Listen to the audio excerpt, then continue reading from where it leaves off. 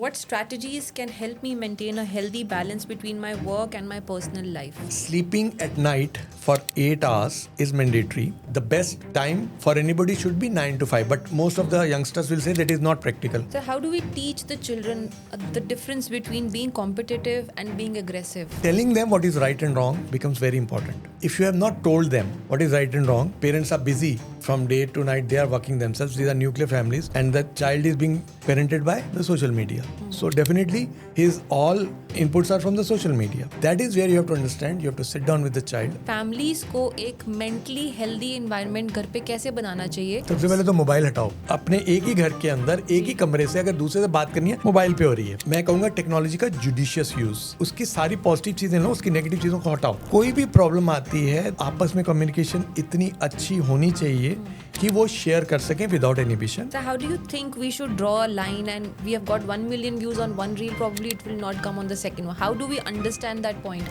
By not keeping ourselves 24 hours in that social media. The more we come to normalcy, the more we interact with in a natural way, it becomes for us to understand that there is a life outside this social media. I used to take my parents to psychiatrists. Never thought one day I'll become a psychiatrist. Hi, I am Anmeet, and today on the podcast we have Dr. Sandeep Vohra. Dr. Sandeep Vohra is the founder of India's first deep tech startup in mental health field, named as No Worry, No Tension Healthcare. He is a renowned psychiatrist with more than 30 years experience in the field of emotional and mental health. As a lifestyle coach, his client profile is made up with the who's who of India that consists of corporates, MDs, CEOs of famous companies, startup founders, some of the most famous actors from the movies and television industry, journalists, singers, TV anchors, sportspersons, artists, politicians, celebrities, high achievers, and eminent dignitaries from government and judiciary. Dr. Sandeep Vohra, thank you so much for coming here, sir. It has been a wonderful time speaking with you off camera. And sir, we conducted a little survey related to mental health about the questions that people of nowadays, the generation of nowadays have. So we have very interesting and exciting questions for you. And we are looking forward to hearing your response on this. So the first question is, as a teenager, should I think about the future or should I enjoy the present? Because future is killing the teenager's present enjoyment. See, it's important for you to understand that overthinking of any sort can be disabling for anybody. When you are in an age group, as mentioned, that some teenager has asked you, it is better to enjoy life, but simultaneously have focus of what you want to do. And whenever you are confused, there is no harm in sharing your thoughts, concerns, aspirations with people senior to you, your family members, your parents, to whomsoever you are close to. The more you open up, the clarity, with better clarity, you can actually decide. But yes, this is the right time to maintain a balance between your future thoughts of whatever you want to do in the future and simultaneously having a life in which you are relaxed also. And extreme of anything is bad. So there has to be a balance. You should not be only thinking of just relaxing, and you should not be only thinking about your future. Just maintain a balance and then let life take a course on its own. That's really helpful. So the second question comes, I am a new mom and I don't know if this is a postpartum depression or is it hormonal, the characteral loss that I'm facing or the societal pressure. I'm really lost and not enjoying my motherhood right now. What should I do? This is a very, very important question. See, all the new moms, it's very common for all of them to have some sort of feeling of sadness or low feeling. And we call this as postpartum blues. When these feelings become excessive, in which a clinical, it tends to go into on the clinical side, which means that you start having sadness of mood, loss of interest in all pleasurable activities. We label it as postpartum depression.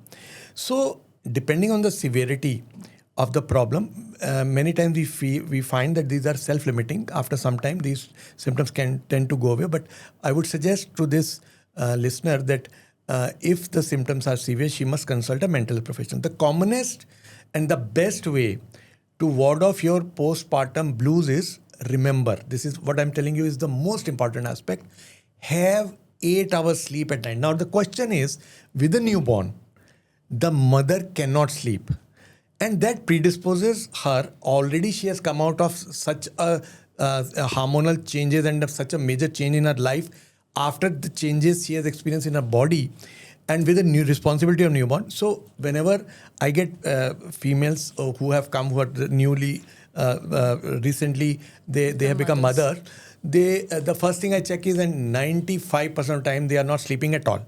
So what I do, I tell the husbands that you keep the baby with you, she will take care in the day, and you see to it that she has sleep, good sleep. If the mother is having good sleep, believe me, 50% of the symptoms tend to go on their own. So, and it's very normal, so she should not get disheartened. It's very normal for you to feel different, but just ensure 8 hours of sleep at night. And in those cases when you have either your own, she has her own mom or her mother-in-law, whosoever is a social support, she should try to engage her with within the family, because these days we are having nuclear families. We have women working, and the husband is also working, and they are nuclear families. So it becomes too much for a working woman, for working mom. Correct. Especially. So there, if you can do it, it will be automatically, it should be okay. But even after 8 hours sleep, if she feels she has symptoms, she must consult a mental health professional. Do you suggest we also prescribe them medicines to eat? So, is it required? So this medicine aspect can be decided only by a mental health professional, that is a psychiatrist. Means if the symptoms are mild, usually we try to help by changing the lifestyle. Okay. If the symptoms are moderate to severe, then we definitely recommend, but it has to be only under the supervision of a psychiatrist. Correct. Sir, you mentioned they must take help from their mothers or the caretakers. Again, this is very common in Indian settings. Either there is no support, or there is minimal support, or the woman herself is so self-respecting, she doesn't want to take any help. Then it is the duty of the husband. So it is the husband who get counseled by me. I'd send the mother outside, and I actually have one-to-one session with the husband. Say, look, it is your responsibility. Right. You have to see to it. And most of the time when people come to me, husbands are very, very supportive these days, and they tend to take this very seriously. I always tell them, you want me to put her on medication, you want that to help her in a natural way.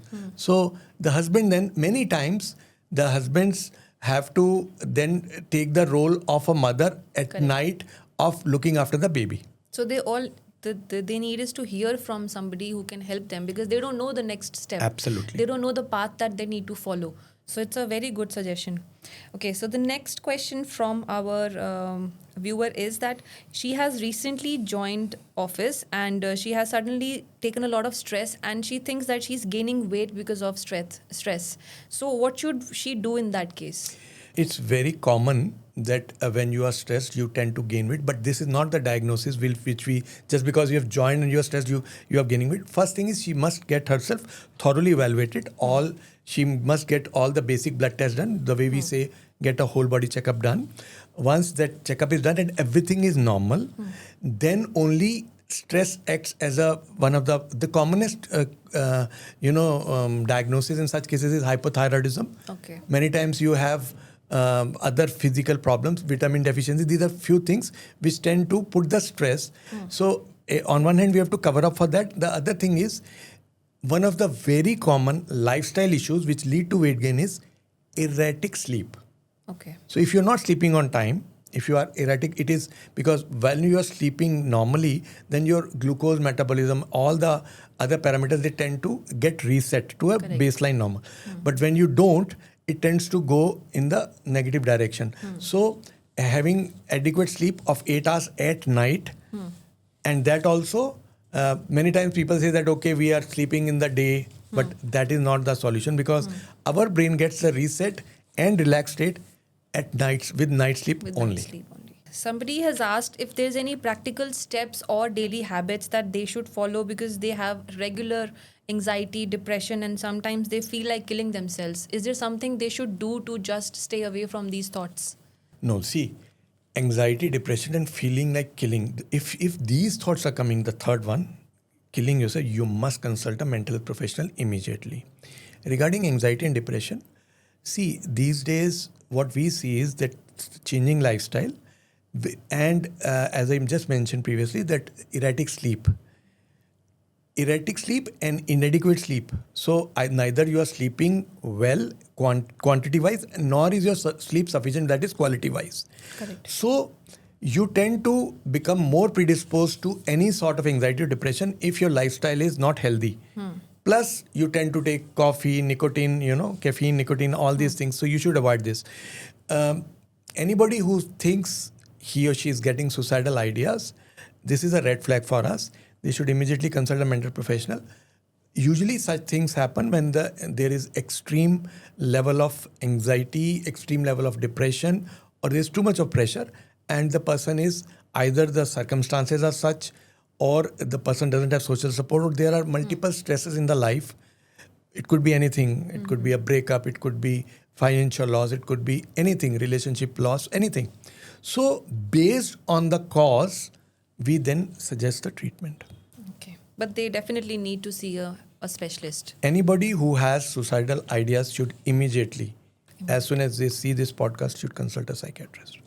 Okay, so somebody has asked that one day, I'm generally a very introvert person, but one day I feel very nice, calm and happy, and the next day everything gets so aggressive, anger and irritation takes over my head. I think my mood is dependent on the other person. What should I do? This tends to happen many times when you are in a very close relationship with somebody, and suppose it's a boyfriend-girlfriend relationship, then you tend to have all this. But somewhere down the line, this tends to show that you yourself are predisposed to mood disorder. So be careful, because God forbid if there is some turbulence in this relationship, you can actually have a problem. So the best way is to be in a balanced state of mind. When you are happy, you should be happy, which is within the normal expectations. It should not exceed. If the way the symptoms have been described, if these symptoms are occurring regularly, or if these symptoms are increasing in intensity, it's better to consult a mood disorders, a psychiatrist who deals with mood disorder, or any psychiatrist, because this is the beginning of a mood disorder. Okay. For a layman, it is relationship dependent, and somebody if the person talks to you, then you are very happy. If the person doesn't talk, you are upset. Right. From a layman's perspective, this is a right description, but from a clinical point of view, we are looking at the starting of a mood disorder, again, which is treatable. The earlier you go to the doctor, the better it is. Okay, so somebody has asked, what strategies can help me maintain a healthy balance between my work and my personal life? Excellent question. First is, you have to understand that for all of us, sleeping at night for 8 hours is mandatory. These days, people are hooked on to, digital media. So I tell them, whosoever comes to me or he seeks my advice, I tell them 1 hour before you plan to sleep, the sleeping patterns which are recommended, 10 to 6, 11 to 7, or 12 to 8. These are the 3 patterns, or 9 to 5. For people who want to lead a normal or healthy lifestyle, 1 hour before time, whatever they choose, the earlier the better. If you ask me, the best time for anybody should be 9 to 5. But most of the youngsters will say that is not practical. Okay. Suppose you want to sleep at 10 o'clock, then you should switch off all the digital media, all the screens 1 hour before. The more you see, the naturally, your brain tends to be activated. So 1 hour before, and once you have taken, somebody says 8 hours are not possible, then basic minimum 6 to 8, average 7 hours. Okay, should be the intake. First step. Second step, try to keep 1 day in a week mentally. You have to be switched off, totally relaxed, no work. Okay. You must not be dependent only on digital devices for interacting with others. You must meet people in person, whether it's your relatives, your family members, your loved ones, whosoever. You must have some sort of physical activity, routine, yoga, pranayam, brisk walking, gymming, meditation, excellent again. And whatever you want to do in life, you should have a clear plan on short, achievable targets. Okay. your aspiration should be in such a way that you are on that path, but it should be short, achievable targets. Correct. So if you have all this, and of course, no intoxicant or minimal, I would say no.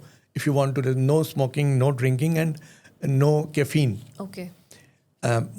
If you want the perfect answer to how I can maintain the best possible lifestyle, if you follow all this, the chances of you having any stressor problem will be minimal. What about addiction in this case? If somebody is addicted to caffeine or suppose nicotine, how do they get out? I mean, stress is one thing, but getting rid of the addiction is another thing. Yes. So what happens is that why do we get addicted? I get stressed, I get anxious, I go and take a cigarette. Now that nicotine tends to give me a temporary relief, Correct. which acts as an anti-stress at that moment without me realizing that this will keep on increasing and that there will be tolerance, so I'll keep on increasing the smoking. So unless until you identify, understand that my stress is the root cause of smoking, you will not be able to help yourself. So whatever I've just told you, you must have all the basic ways of keeping yourself relaxed.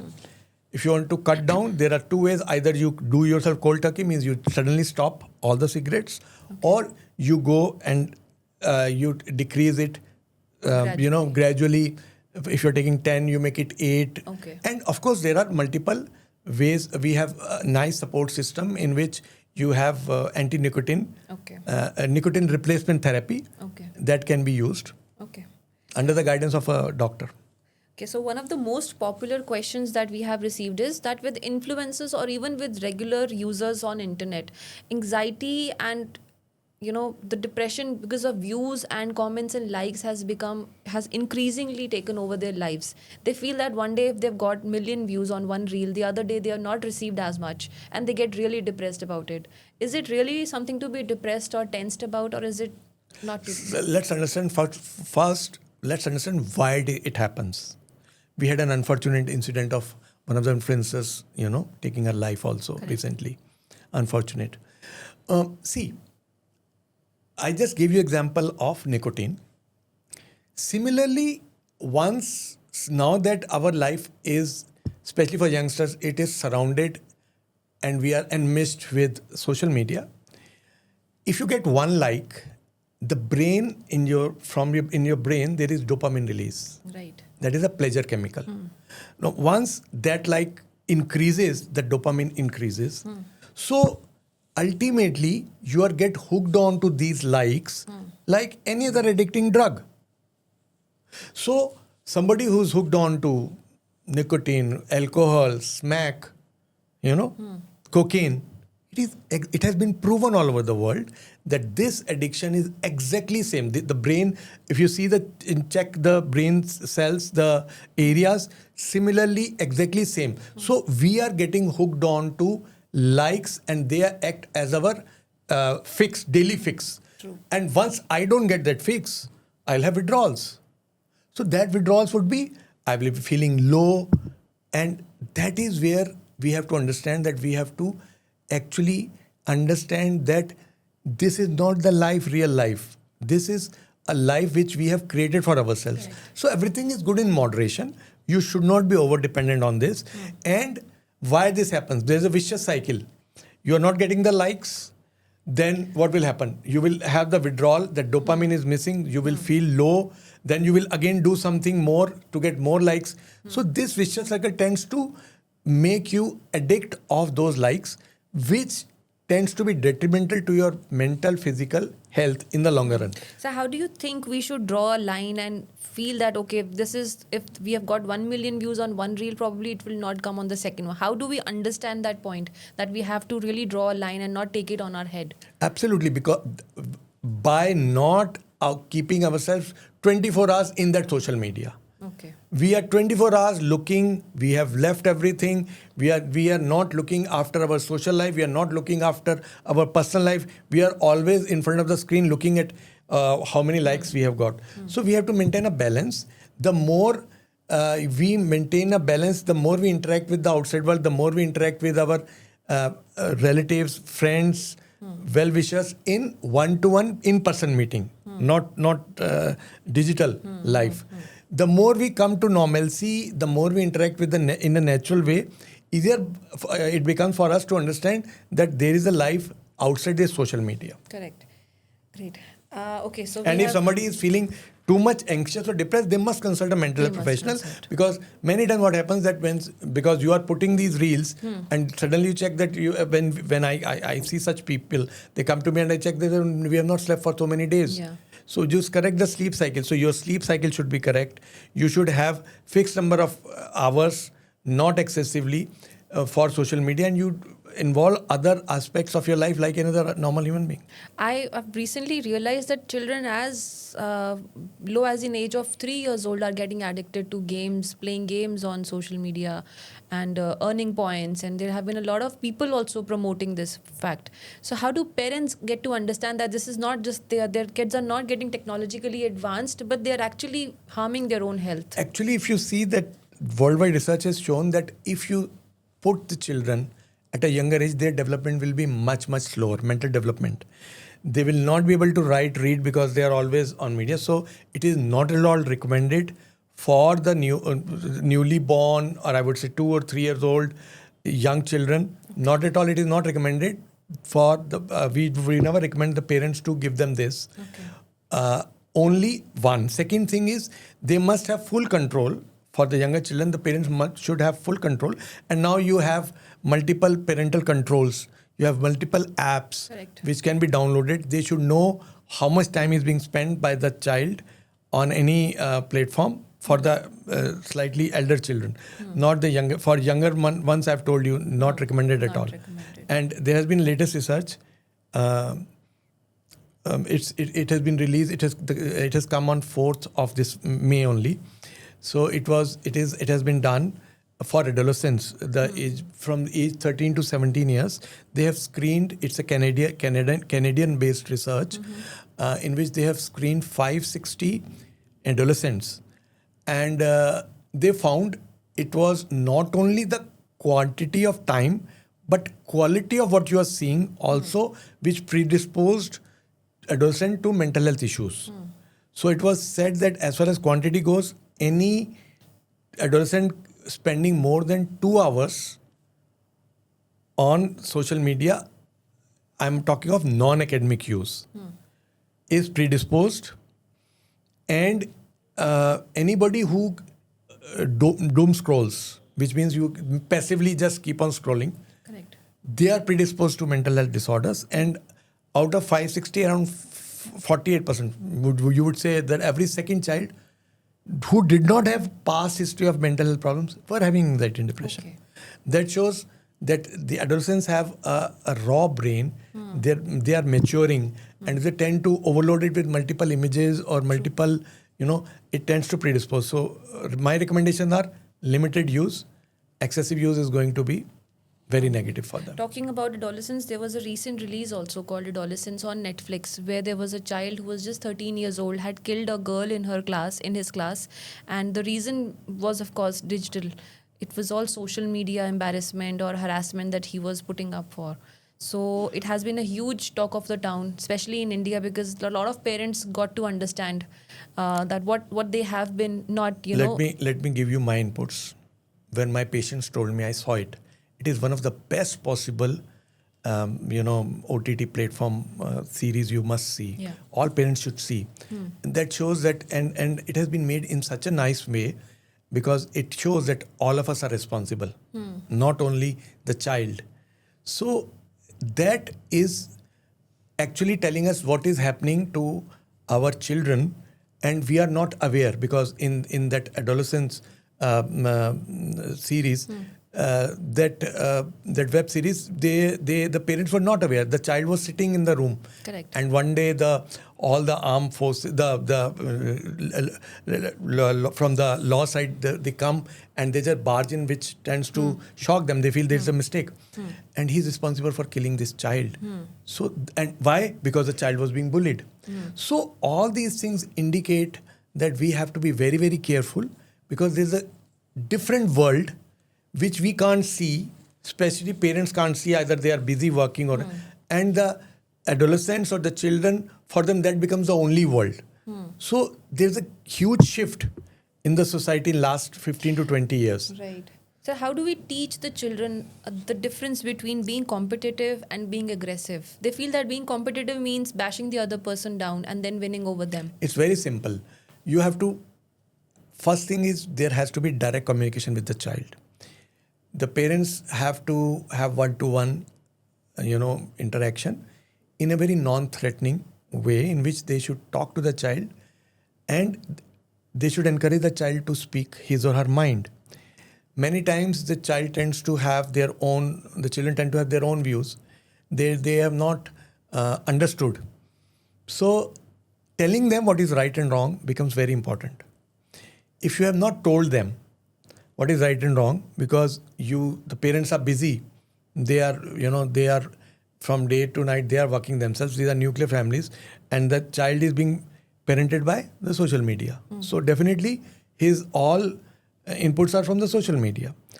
That is where you have to understand. You have to sit down with the child. I just remember a case in which one child came to me from far away Rajasthan, 16-year-old girl. Okay.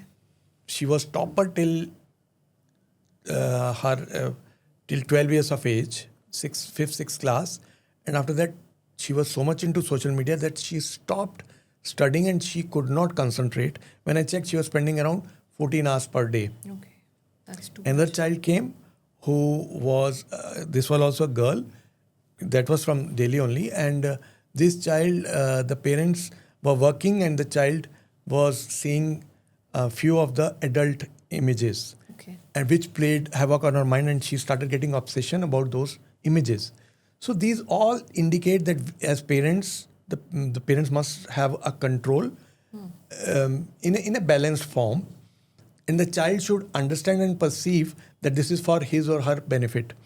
The more the parents spend their own time with their children, either it becomes for them to make a bond and tell them what is right and wrong. Because they're not giving them quality time, it tends to exaggerate and then becomes where the child is not able to understand what is competitiveness and what is aggressiveness. So talking about adolescence again, so in India, I'm not sure if there is sex education being delivered in schools or not. Do you think this is the right age? Adolescence is the right age to to tell them, to educate them that this is the science, this is the what is education all about, and then they don't really get depressed once they come to know about it. Yes, and I think there have been now changes in the perception and the way now Indian schools are more open. Definitely, they are much better, and we have to understand that if we do not tell through the teachers or through parents, they will learn it in the negative way from social media or other ways. Correct. Because everything is available at a click of mouse. So yes, it is important, and they should be imparted Okay. in a balanced way. Okay, so we have another question from the viewer. She says that I am in a, I want a person in my life. I have a huge crush on him, but I'm not sure if I should be with him or not because he's not the kind of guy, he's not the correct guy, but I'm really infatuated with him. So what should I do? Should I really get along with him in a relationship because I really like him, or should I let go because he's not a nice guy to be with? So what is happening is when this viewer was writing the question, there was conflict between her mind and heart. Her heart is saying something different, but she has a right balanced mind in which she understands this is infatuation. Whenever there is a query, let your heart not be overruled by your brain. Go by the brain. Infatuation, please don't do it. But if you are confused, if you think, it's better to consult a mental health professional so that this is just a few lines which have told me, but we must understand the depth to guide this person properly. So it's better for her to consult a mental health professional. So this question I have for you. What are the common ways to find out if I have a problem or not? See, usually what happens all over the world, there is no way for anybody to find a path in which he or she can understand whether they have a problem or not. And if they have a problem, whom should they consult? So usually what happens, unless until the symptoms are so severe that you are down and you are so much anxious that you are disabled, or somebody who knows what problem is guides you, only then the person goes to the mental health professional or seeks any advice from any doctor. Right. So the best way to identify is to One is to actually know about by awareness, increasing awareness, what are the symptoms of anxiety, what are the what are the symptoms for depression. One is by simply reading about it and identifying. What we have done is, we have done what I wanted to do was that to make something very simple for a common man, whether it's a student or adult. And that is how the idea of developing a questionnaire came to me. And then over a period of, I would say, 8 to 10 years of research, development, we came up with the concept of stressometer. Okay. And stressometer it's not some meter. Okay. It is a rating scale, unlike any rating scale in the world, in which you have to just fill up. It's a questionnaire you have to fill up 55 questions. It takes 10 minutes. It's automated. And the whole questionnaire is known as stressometer. What the result comes is in a color band. And I have coined the term emotional wellness index. So the way you get to know whether how bad is the air in Delhi by looking at air quality index, we do the same for ourselves by looking at the emotional wellness index. So after you answer, there will be a color code in which, depending on what has been your answer and what is the degree of problem you have, you can have a color green, which means you are totally normal. Blue means the problem has just started. Yellow means you must consult a psychologist. Orange and red means you must consult a psychiatrist. Okay. So it is something which anybody can use. Students 13 years and above, school and college going, we have a student stressometer. And for adults, we have adult stressometer, which is for anybody above 18. Not only does it tell you, very interesting, the few of the questions you asked, one of the questions was postpartum question. Yes. So it is very simply just let that lady take this questionnaire, and she will get to know whether she requires help or not. Okay. So my aim has been to, democratize mental health and empower citizens of this country by making them self-aware whether they have a problem or not, and if they have a problem, whom should they connect to. So stressometer is a unique concept, and we have got it scientifically validated, published, and of course, now it has been quoted in American textbooks. So it is something which anybody who has any query, whether they require help or not, can simply go on our site and fill up the questionnaire and get the answers. And what if they feel like they have a problem, they have detected it on the stressometer and they're sure about it, so they can come and consult? Of course, they can consult my team or me, and we have a way. Some people would say that they have a problem, they can directly connect with us through the number, and they can connect with our counselors or a psychiatrist.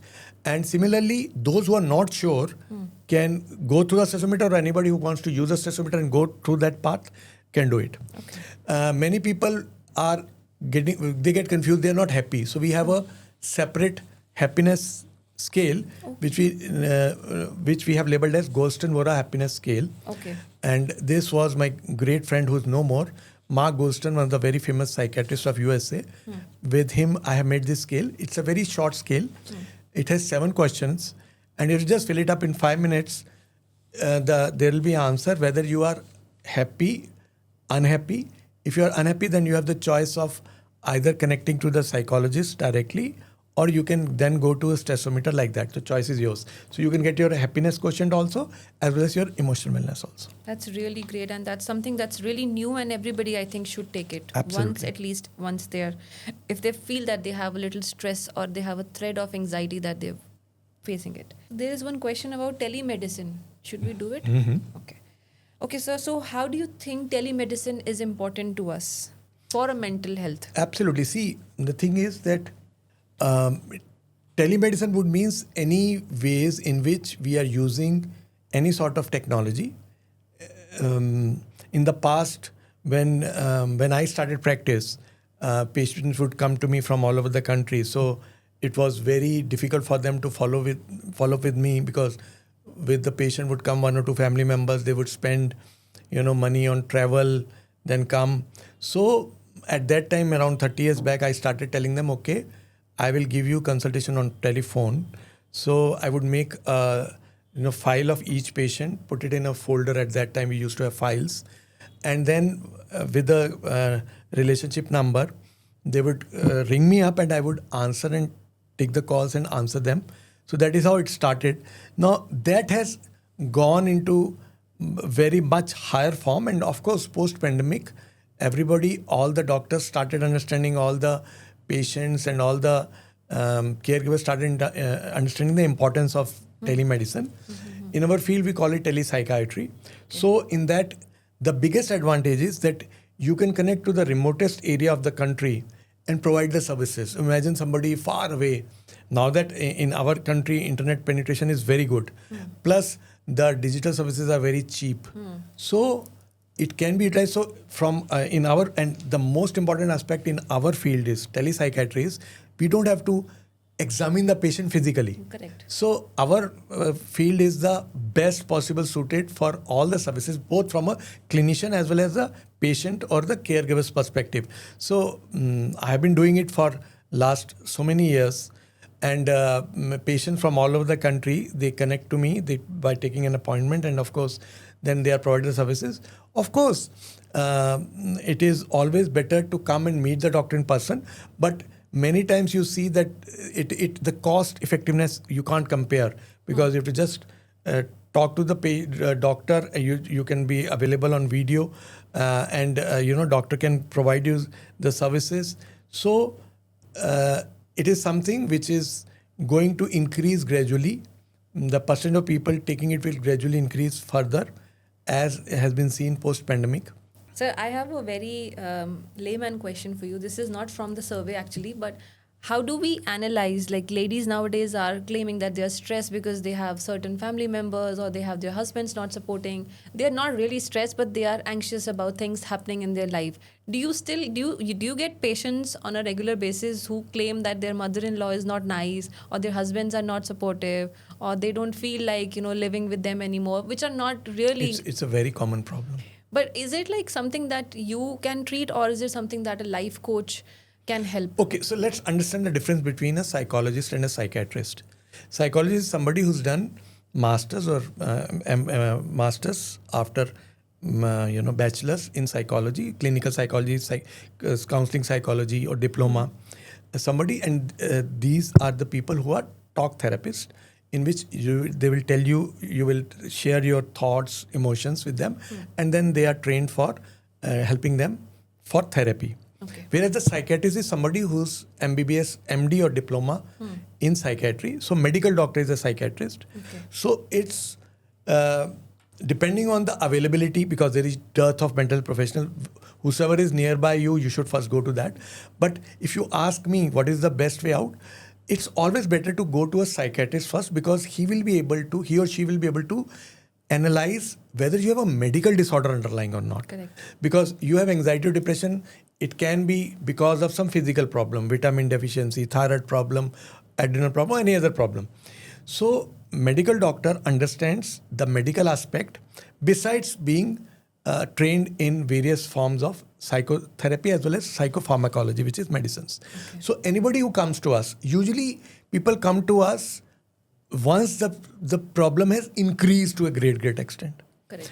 They don't come to us in the beginning. That is the reason I said that stressometer is something where we are working at a preventive level. Correct. If the problem in front of us is that the number of people are so large, and there is one of the research papers says that it will take 70 years, 70, for India to train the number of mental professionals, psychologists, psychiatrists, or social workers to fill up the requirements, cover up the gap between demand and supply. Okay. So the more we understand ourselves, the more we recognize the problem at an earlier stage, easier it becomes. So the question which you said was, somebody has a problem. If somebody comes to us, we have to understand whether the problem is the way the person is perceiving or not, whether there is somebody else who has a problem in the family which is reflecting on the patient or on the person who has come to me, or there is some other issues. There is some other issue, or there are multiple other factors which are troubling. So based on our analysis, which is possible only once you go to a mental professional, we suggest a remedy. Many times people come to us, the commonest referral to us is when the problem starts is from those people who have been treated by us, their family members. So suppose I've treated Mr. X. Mr. X sees that the similar problem has started in somebody, his brother, sister, mother. So he will immediately bring that person to me. Okay. Because he knows, sir, mere ko to pata nahi tha, but now that the problem has come, so I don't want my relative or loved one to go through that. So the earliest possible stage is how they come to us. But once we see that there is a problem and it is the beginning, then depending on the degree and depth of the problem, we suggest a remedy. Suppose the problem has just started, so few counseling sessions, few therapy sessions, whether it's interpersonal relationship problem, it's adjustment problem, like that. It helps. If it is moderate to severe, then medication as well as counseling helps. So it varies from case to case, and we tend to tailor make as per the requirement. Okay. So we have talked a lot about the patients. Right now, I want to know about any of your personal milestones that have brought a turning point into your journey. Please share with us. Good question. First thing is how I became a psychiatrist. It has a tragedy to it. 40 years back, we were 3 brothers. The number 2 brother went for trekking in 1985, but he never came back. The worst part was we never got to know whether it's alive or not for 3 years. I was the eldest in my family. We had I was lucky to have a very nice joint family. Loved chachas, chachis. I was the eldest, my father was the eldest. So it was the greatest shock of our life. And for 3 years when we did not know once some sort of a death happens, you get a closure and you tend to grieve for some time. But when you are not sure whether somebody is alive or not. So I used to take my parents to psychiatrists. Never thought one day I'll become a psychiatrist. For 3 years, we did not know. And after 3 years, we got to know that he had gone for mountaineering, but he was following a map in which the bridge was not existing. He, as well as his 2 friends, all 3 of them passed away. 3 years later, when we got to know that he is no more, then there was a long period of grief, and we never celebrated Diwali or, Holi, anything for 7-8 years. So while I was struggling all this, and I got a choice of branches, I never thought. I always knew that I wanted to do something to help the society, but never thought. So I got a choice of psychiatry, and I asked my parents. He said, "Look, you know that we have been helped by a psychiatrist and counseling, medication. Why don't you take this up?" So this is how I took up psychiatry. And as soon as I entered, I started enjoying it so much because I had passed through trauma.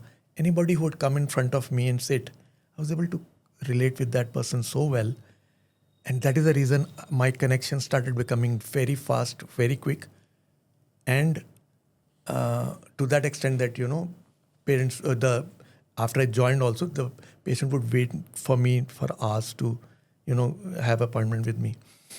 As I was, I entered private practice, and the personal milestone, if you ask, I was called by ZTV when India's plane IC-814 was hijacked, and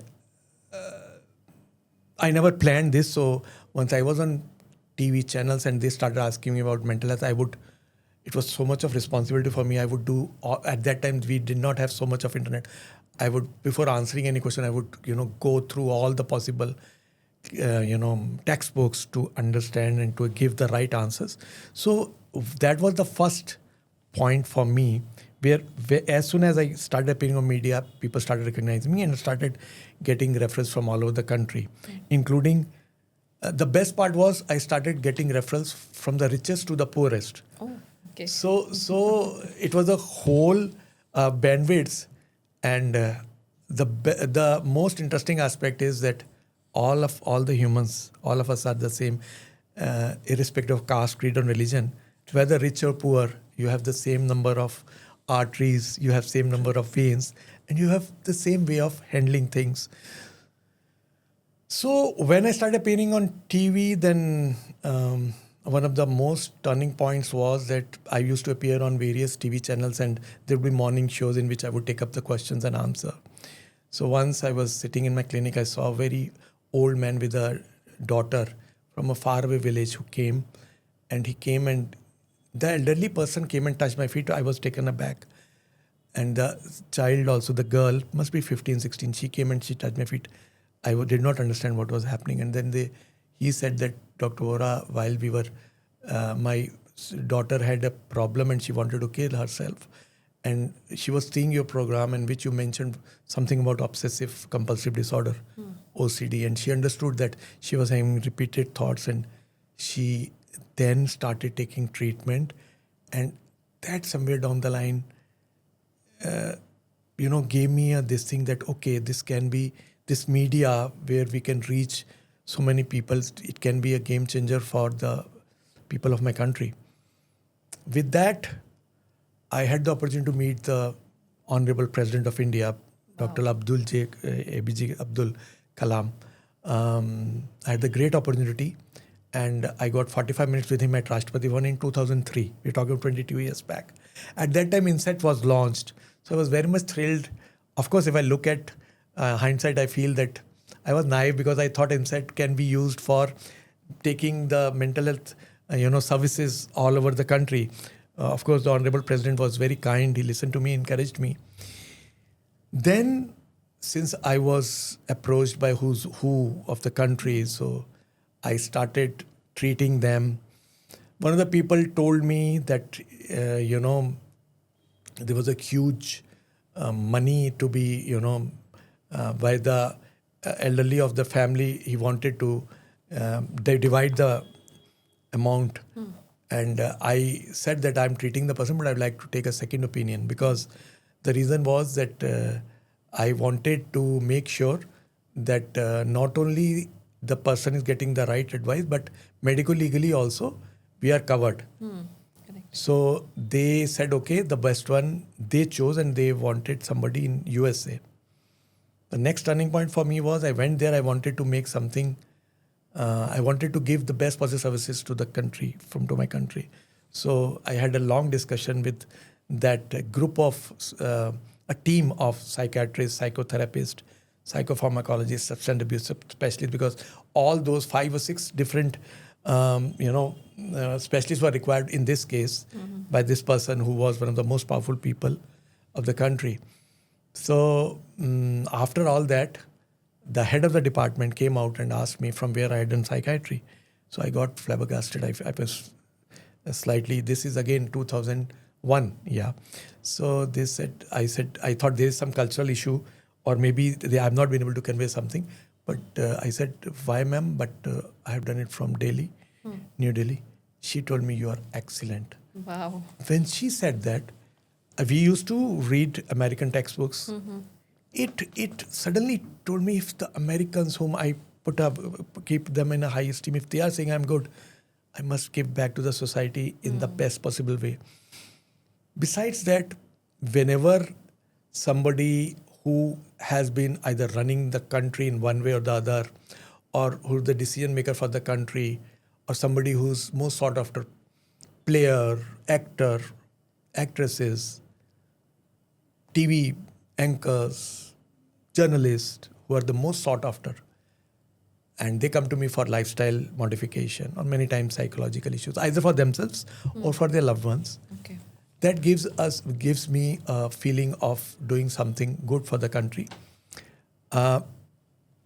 This is something which propelled me actually into thinking of a solution for the masses, and that's where my startup came up in 2011 by the name of No Worry No Tension Healthcare, under which we have come up with this idea of stressometer, where our aim is Uberization of mental health, which means the way you can get any cab, and you will decide about what type of cab you want to take, when do you want to take.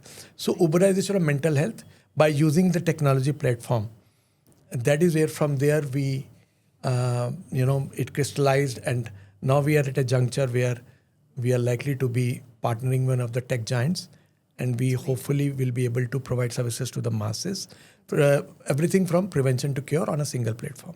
Great, sir. It has been very nice talking to you about your experience. But I also want to understand how you as an entrepreneur are, and how did your entrepreneur journey start? See, as I've told you, that once I started appearing on all the TV channels, I was called for various morning shows. I'm talking of 20 years back.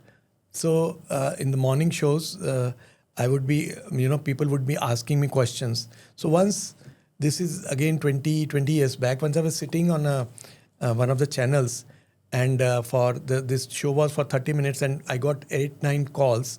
And while I was answering, it suddenly struck me that if in 30 minutes I can answer people from all over the country, it was Southeast Asia actually, because we were getting questions from Dubai, from all over, not only India. And so there were multiple, as it would you have in a studio, there would be multiple, screens. So it struck me that if I can answer in 30 minutes 7 to 8 people, and they are happy with the answers, and I can give them some sort of solace or suggestion for betterment of their life.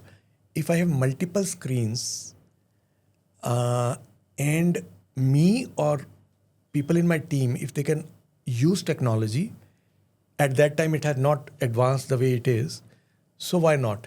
One.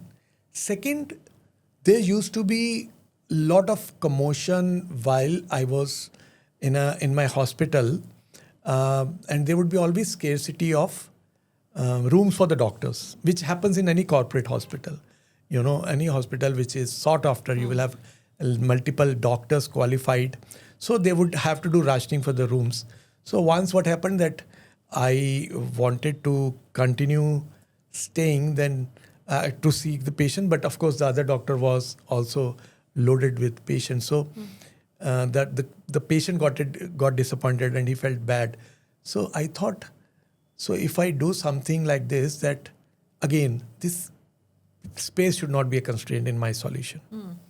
I think somewhere down the line, these two things connected with me, and when I would go and answer, and when that so much of love, affection, and recognition was given to me by this country, my country, and people from all strata of life would give me so much of respect, I thought I must give back to the society. So as a clinician, what you can do, you can see good number of patients, 20, 30, 40 in a day. But if I want to help the masses, if I want to help a common man, then there has to be system, there has to be something which can be scaled up. With that idea, I came up with a startup, which was a bootstrap startup, deep tech startup, in 2011. So this is around 14 years back. And of course, I did not have any funds, so I pulled in money myself, and that's how I started the journey.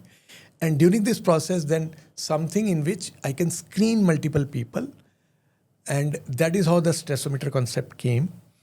And the beauty of the product is you don't require a psychiatrist or a psychologist. Of course, this rating scale is not a substitute of advice of a mental professional. So I'm happy that we were able to devise something which is unique, globally unique. There's no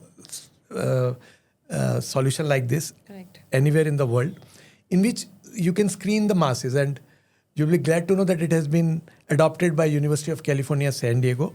Of course, Apollo Hospital is again one of our partners. So now we have a system in which we can screen n number of people. You should have the digital bandwidth to screen people, whether it's students, corporate employees, anybody.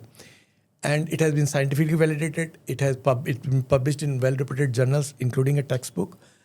And with this, one of my vision was to give India something which a common man can understand. So you can scale it up infinitely. It is simple, on one email, you can just get the questions and answer. Correct. And This is the only scale which has developed with Indo-US partnership. So this was done with Houston University. Okay. So this is the first step. Then, of course, for the masses, then ultimately as things progressed, then over the years, as artificial intelligence came, which I actually call it AI, I use the word augmented intelligence, which means a doctor has always to be there for us to see to it the solutions are right in a balanced form given. So my plan is ultimately to automate few of the things which are repetitive, so that the demand supply gap between the requirement of Indians, on one hand, the fact that we know that problem is increasing so much, it should be economical also, and it should be in such a way that a common can get the benefit. So that is where we are reaching, and we are gradually progressing. Let's see. At least the first part is covered of screening the masses. And that's a huge part. That's a very important part that people must take. First step is the Yes. must step. Yes. Okay, so before we end the podcast, एक last question है आपका हमारे पास, जो कि ये है कि families को एक मेंटली हेल्दी इन्वायरमेंट घर पे कैसे बनाना चाहिए ताकि both parents and children are happy and they don't really go out and face any such mental health सबसे प्रॉब्लम्स. पहले तो मोबाइल हटाओ. अब आज की डेट में क्या है कि आपको अगर आप बैठे हुए आपको अपने एक ही घर के अंदर एक ही कमरे से अगर दूसरे से बात करनी है, मोबाइल पे हो रही है. करेक्ट. सो मोबाइल को आपको एक टाइम होना चाहिए जिसमें नो मोबाइल टाइम होना चाहिए, सबको एक तरफ रख देना चाहिए. ठीक है. क्योंकि जितना देखो वर्ल्ड वाइड रिसर्च ये कहती है कि जो आप 1-to-1 इन पर्सन जो इंटरेक्शन का वैल्यू है, man is a social animal, जितना आप सोशलाइज करते हो इन पर्सन उतना मेंटली आप रिलैक्स होते हो. तो पहला चीज़ इम्पोर्टेंस समझना, मैं कहूँगा टेक्नोलॉजी का जुडिशियस यूज़. उसकी सारी पॉजिटिव चीज़ें लो, उसकी नेगेटिव चीज़ों को हटाओ. तो एक्सेसिव यूज़ ऑफ मोबाइल नहीं होना चाहिए. फैमिली टाइम में जब आप बैठे हैं, डिनर टाइम, अगर सारे वर्किंग हैं, डिनर टाइम पे सारे के सारे इकट्ठे विदाउट मोबाइल्स इकट्ठे करें. अपने एक दूसरे को 1-to-1 इंटरेक्ट जितना पॉसिबल हो करें मोबाइल के अलावा. कोई भी प्रॉब्लम आती है तो आपस में कम्युनिकेशन इतनी अच्छी होनी चाहिए कि वो शेयर कर सकें विदाउट इनहिबिशन. फैमिली मेम्बर्स को, अगर एक फैमिली को मानते हैं कि मम्मी पापा और 2 बच्चे हैं, तो हफ्ते में एक बार इकट्ठे घर से बाहर निकल के घूमने फिरने के लिए जाना चाहिए. पेरेंट्स को इनकरेज करना चाहिए बच्चों को, जो भी स्पोर्ट्स फैसिलिटीज़ हैं उसमें वो या तो उनको इनकरेज करके उनको ज्वाइन कराएं, उनके साथ जाएं, जैसे भी है. पेरेंट्स को ओपन रखना चाहिए कम्युनिकेशन चैनल, क्योंकि और कोई भी बच्चे जब क्वेश्चन पूछते हैं तो इंक्विजिटिव माइंड होता है, उसको आंसर दें विदाउट इनहिबिशन. क्योंकि अगर आप नहीं दोगे तो बच्चे के पास 50 डिफरेंट वेज हैं जिसमें वो डिस्टॉर्टेड इन्फॉर्मेशन लेगा, क्या उसका ब्रेन इम्बाइब करेगा वो. करेक्ट. और parents are role model. Parents अपना मोबाइल कम यूज़ करेंगे तो बच्चों को समझ आएगा. तो पेरेंट्स को ये समझना चाहिए कि अगर वो गुस्सा करते हैं तो दूसरा घर वाला, बच्चे भी देखते हैं कि गुस्सा शायद एक तरीका है लाइफ का. तो जो आप चाहते हो अपने बच्चों को, वो खुद रोल मॉडल बन के आप दिखाओ. किसी को भी कभी दिक्कत होती है, जितना आप क्वालिटी टाइम स्पेंड करते हैं, जितना आप बातचीत करते हैं, जितना आप इकट्ठे बैठ के खाते पीते हैं, उतना आपकी बॉन्डिंग स्ट्रांग होती है. जितना आप इकट्ठे मूवी देखने जाते हैं, मार्केट में घूमने जाते हैं, और जितना कम टाइम आप टेक्नोलॉजी पे अननेसेसरली अवॉइड करते हैं, उतना अच्छा है. और सब फैमिली मेम्बर्स को रात की नींद अच्छी लेनी चाहिए. बिल्कुल. तो और of course yoga, pranayama, meditation. तो आपकी अपनी पर्सनल लाइफ के अलावा आपकी फैमिली लाइफ आप समझो कि जितना आप घर वालों के साथ बैठकर अपने बातचीत करोगे, जितना बॉन्डिंग स्ट्रांग होगी, उतना आपकी कोपिंग और रेजिलियंस इन लाइफ अच्छी होती है. और आप देखोगे जो फैमिलीज यूनाइटेड होती हैं, कितनी बड़ा स्ट्रेस आ जाए वो आसानी से हंसते हुए झेल लेती हैं. क्योंकि हम लोग टाइम नहीं दे पाते या दे नहीं रहे हैं, या टेक्नोलॉजी पे ओवर डिपेंडेंट है, या टेक्नोलॉजी में ही निकाल रहे हैं सब, तो दिक्कत आती है. वहाँ पर हम काफ़ी चेंजेस ला सकते हैं. बिल्कुल. That was a very good tip and I think everybody should follow that without fail. So Dr. Sandeep, what's your vision for NWNT in the next 5 years? Are you looking at national expansion, deeper tech integration, or maybe going global?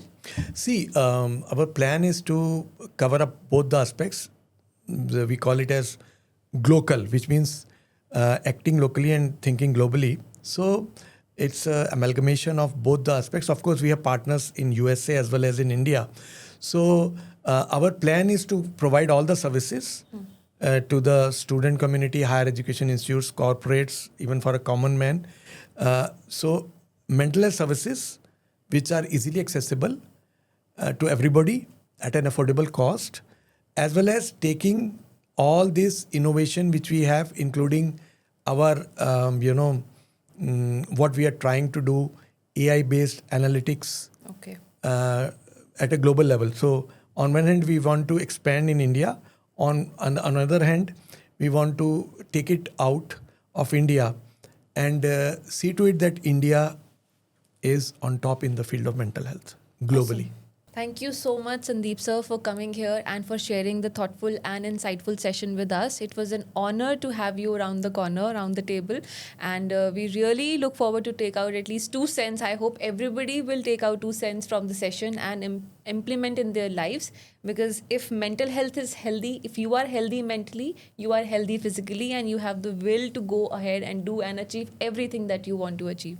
Thank you so much, sir, for coming. We look forward to seeing you soon again. Thank you for calling me. Thank you. Thank you, sir.